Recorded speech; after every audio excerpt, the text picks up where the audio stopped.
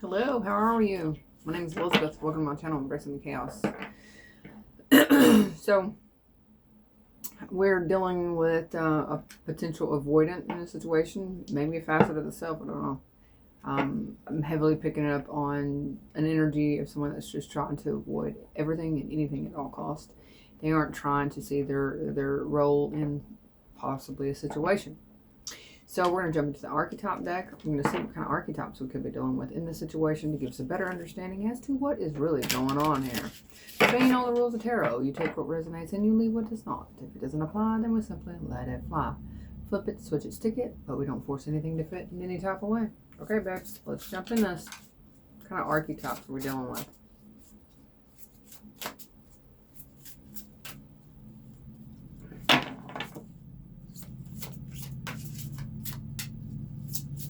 Well, maybe.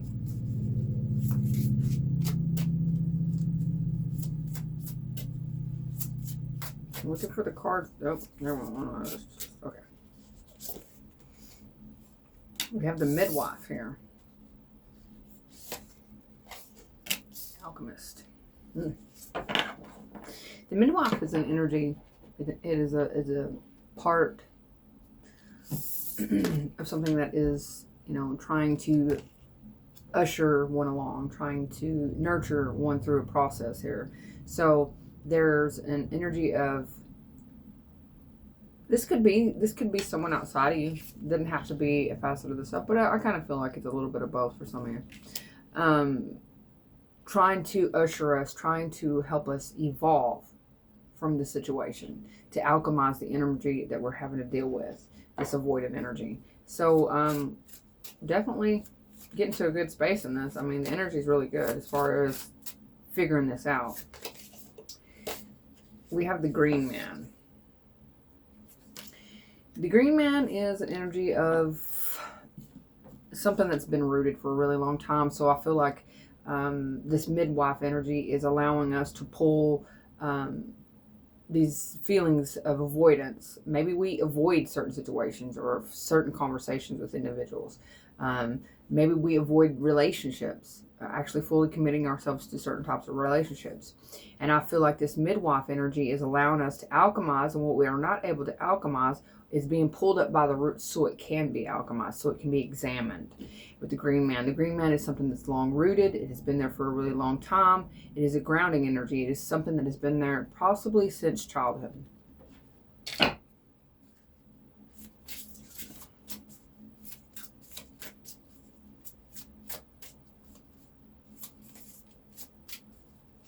Something could have happened to you when you were 18, or for someone, you were born in 74.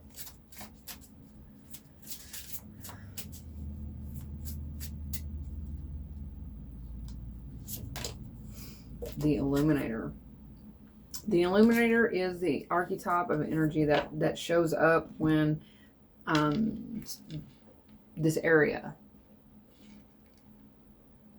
I kind of feel like something else is being illuminated here. I'm going to have to pull some tarot on that. But I do feel like something is being illuminated in this process. And this is actually confirming something within ourselves, that we're actually able to finally just plant roots. I feel like after these roots are the certain bad weeds, the certain bad tendencies, the certain bad memories, relationships, things like that. We're examining those, and we're being pushed to pull those up. We're taking a look at them. We're looking at them, and then we're discarding the ones that no longer need to be there. We're getting rid of it. So you could be experiencing a bit of reminiscent energy.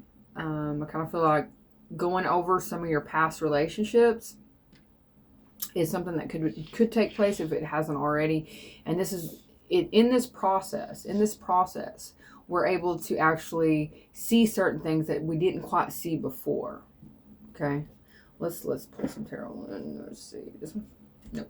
This one. Okay. Well, things are going a little sideways. Something's going to kind of knock you off balance here. Something out of the blue. Tell me about this illuminator.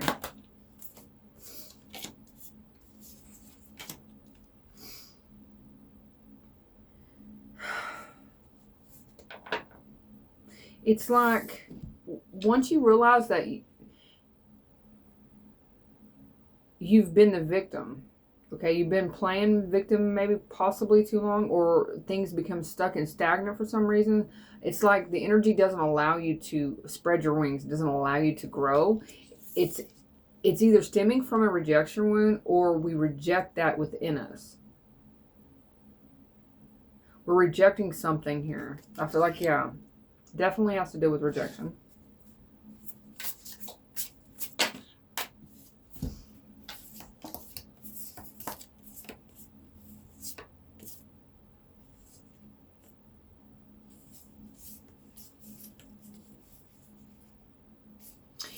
It's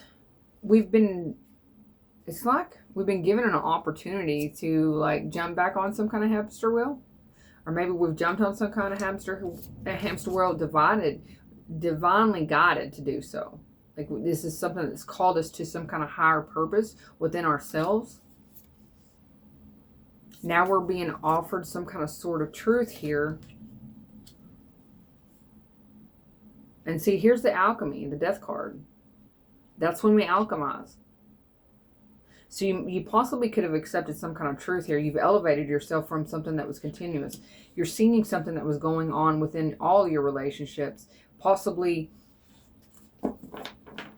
if you were dealing with avoidance, because there was something that you were avoiding within the self. And that's what's being illuminated here. And I feel like possibly when you was a child, you were rejected. You were rejected by a parent, and it caused a heavy rejection wound. You sought out like energies to try to heal that part of yourself, to try to understand that part of yourself. And I feel like you finally reached the precipice of being able to see that for yourself, whereas before we weren't really able to. Yeah, because we were too caught up in conflict around it. You could have been struggling. You could be seeing that the key to it, to the lesson, has to do with, yeah, a mother wound. Because I'm seeing the mother wands here. Definitely a mother wound. Something that happened when you was a child. Absolutely, that's what I was saying. It caused heartbreak. So tell me about the heartbreak. Mother of Cups. Father of Wands.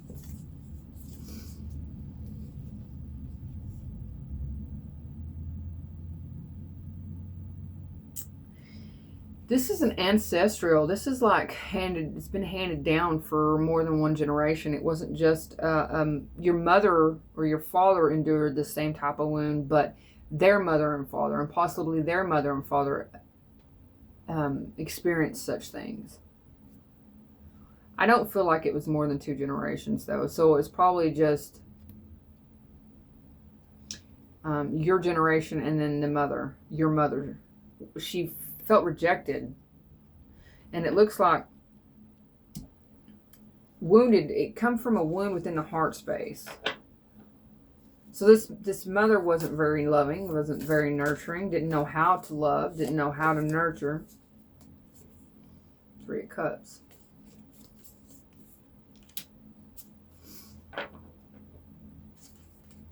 So if your parent was really bad about, shunning you, pushing you off to the side, not really giving you any attention, or if it was attention, it was poor attention. It was poor. They were always gifted the opportunity to bring harmony and balance to the situation, but for some reason they weren't able to, because they were too focused on connection outside of the relationship between them and their child. They were seeking for connection outside of themselves. Rather than healing themselves and understanding themselves as to why they did certain things, they projected it onto you, and therefore they instilled that wound into you as you moved on, because they didn't know how to love, because they felt like they were rejected. But I kind of feel like, honestly, this child, the parent, was the one that they wounded their own self. Because I do see that there was a Mother of Cups here that was loving, nurturing, and and they just lacked confidence. I kind of feel like for some of you, maybe you have a parent your parent, the one that's in question here, could have been like the last child or the second to the last child, and could have came from a larger family, okay, and that could be why they felt unloved. It's just like when it kind of came down to the development of this said child, which would be your parent. Their parent was already wrapped up in their life, trying to, and the older kids, they'd already experienced certain things, and it's just like the fulfillment, the fun part of having this child and developing this child into a healthy individual. And that's because they weren't having a healthy relationship between the two parents. So your grandparents at this time probably were struggling themselves.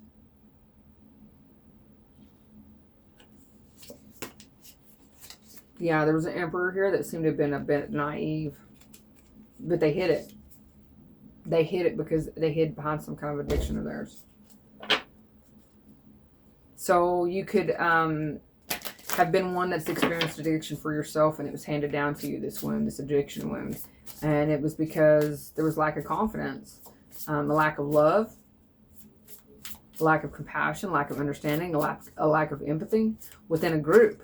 So it could have been a larger group. So it could have been the whole family. Yeah.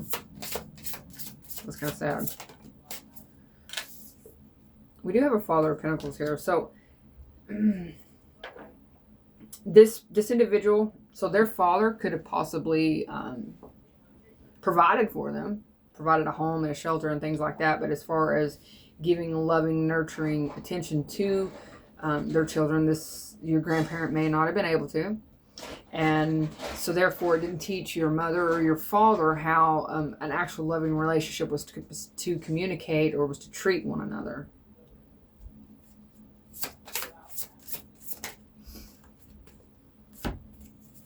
That would be able to be one to be able to express themselves when they were upset. If they did, it was harsh. Because I'm seeing the Four of Cups here. They blocked anything good, any opportunity to understand and to be happy. And this caused chaos. It caused drama. Tell me why.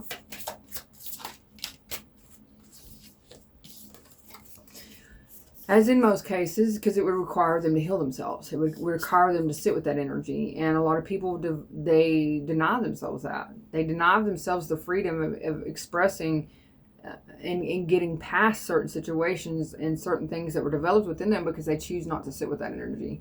They choose to be in denial about it. And that's that victim mentality, that Eight of Swords there, that's playing the victim there.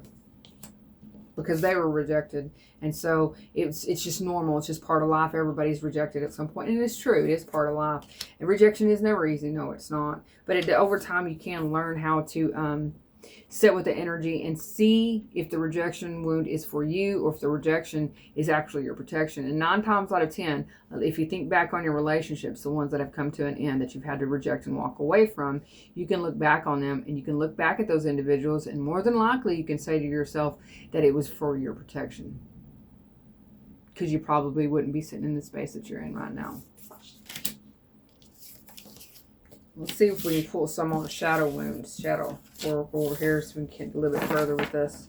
Because I feel like we're just barely touching the tip of the iceberg on this situation. Let's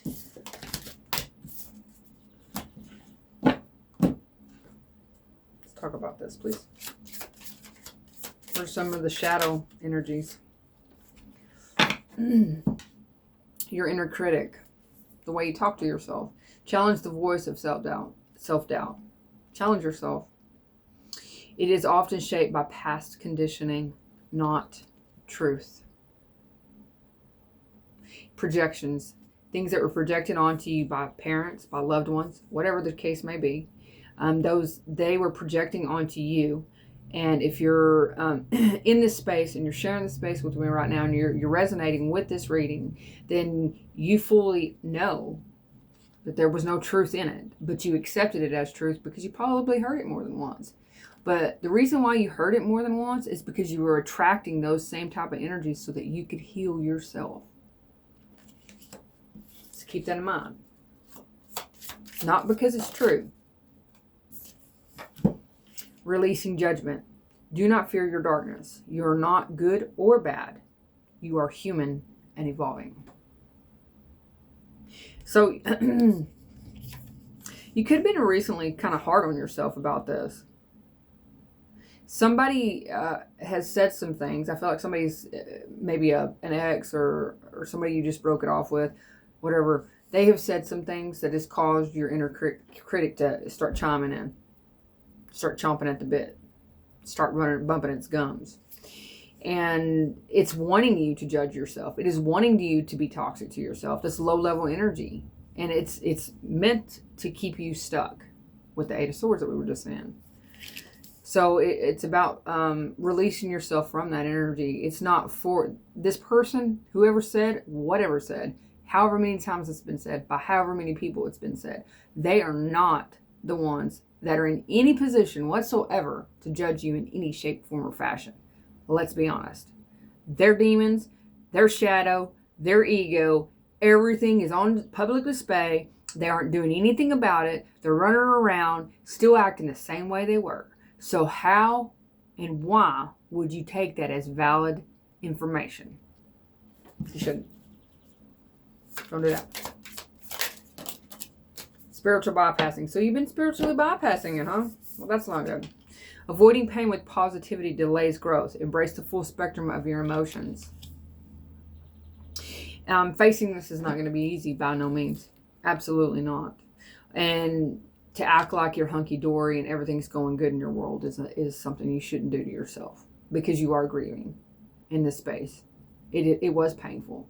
The things that they said, they did it on purpose for that very reason, to hurt you. And I feel like you were removed possibly from a situation where someone was pretty damn toxic, and now they've said some things, your inner critic's going on, you're reliving the past situations, you're reevaluating past connections with other individuals, and now you've got yourself all wrapped around the axle. Come on, let's get out of that. The weight of trauma. Stored trauma can create tension, fatigue, and pain. Healing requires releasing, not ignoring. So,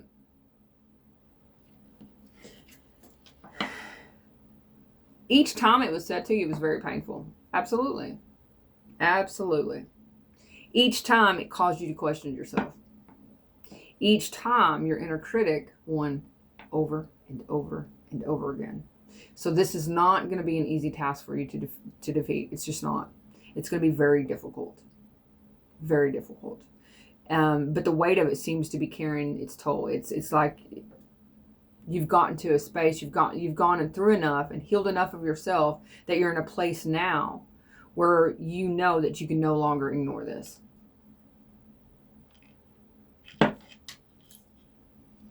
Strength and vulnerability.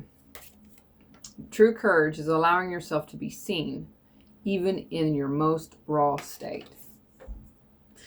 Absolutely. I mean, think about it.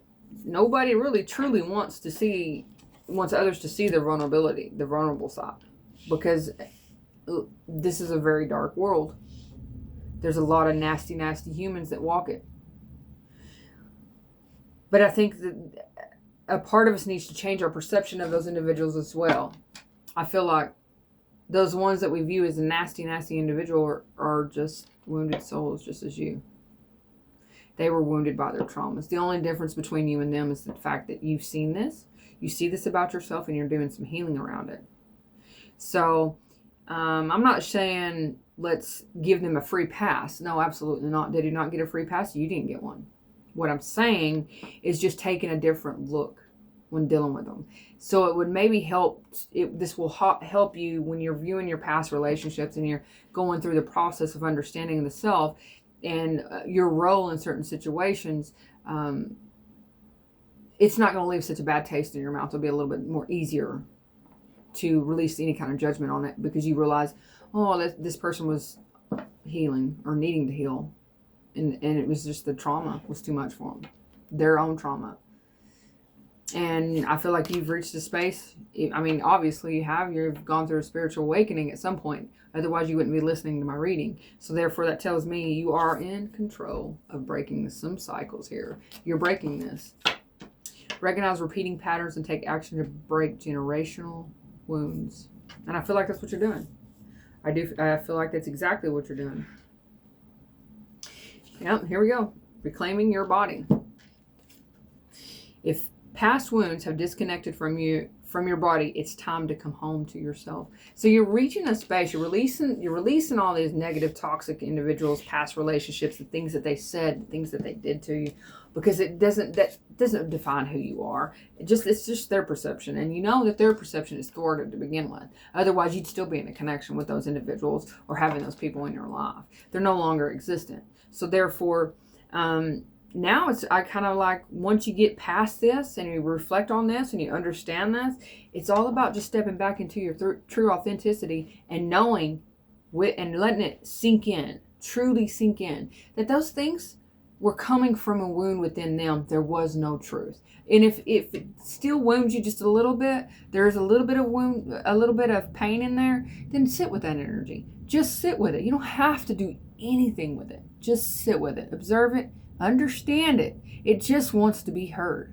It just wants to be seen. It just wants to be felt. Allow yourself that inner child of you to feel that, to be able to release this.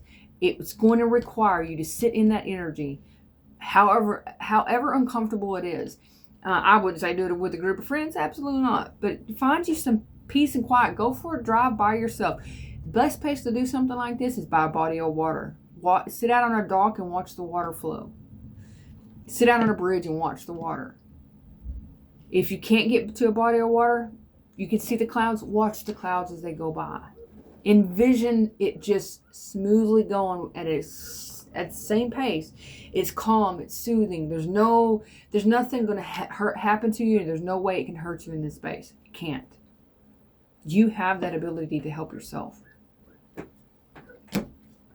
Let's see what kind of talisman, what the talisman oracle might have to say. We'll read this and then I'll let you go, babe.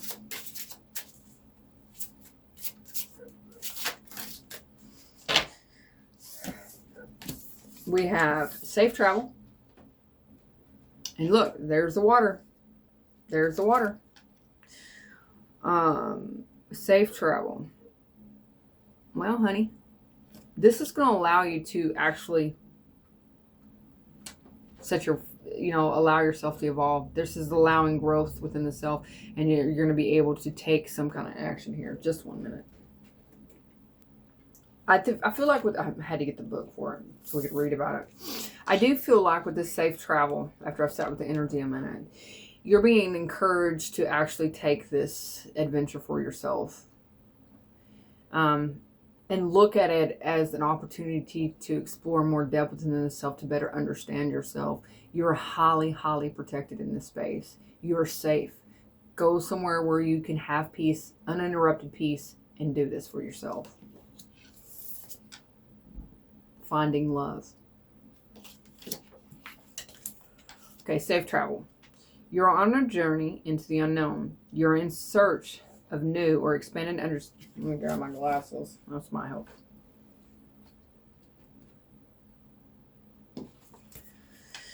You're in search of new or expanded understanding of yourself, others, nature, or a higher good. This experience opens your mind and lets you see a part of the puzzle you never knew existed. This card can mean it's time to take a pilgrimage, travel abroad, or an inner journey of introspection. Imagine. Yep.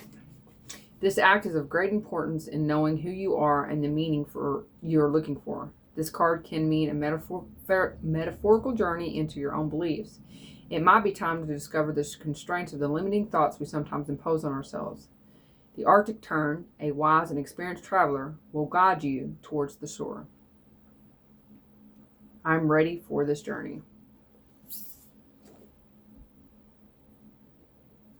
Okay, so then we have finding love. I feel like we're going to be able to find a part of ourselves. We're going to be able to bring love to that, bring love to ourselves, where we weren't able to experience that when we were growing up or in these relationships, and actually love ourselves even more. A pure conscious connection is awaiting you. This card doesn't always represent instant chemistry in an intimate relationship. Okay, I don't know. It could also represent a nourishing platonic bond based on honesty and mutual appreciation. As this card also means finding your true soulmate. Be on the lookout as serendipity can bring an inevitable shift in the air that can form a spark in your love life. A stable and fulfilling connection built on trust and respect can make you fascinated with your own other half, but moreover, it helps you can reconnect with your true self. And the reason why I say all that, the reason why, well, I say that the book says, but what I'm about to tell you, if in fact you're able to find your soulmate, it is because, and know it's because you're doing this for yourself, and you're finding yourself, and you are loving yourself. That is the only time the one that is meant for you, the one that is truly meant for you, is going to be allowed to come in, because of the simple fact you have to be able to love yourself in order to love them the way they deserve and the way that you deserve. You need to be able to accept that. And how can you accept that if you don't love every part of yourself? Well, my lovelies, I do hope this helps. I want to thank each and every one of you for sharing the space with me at this time. And until we meet again, toodaloo-doos.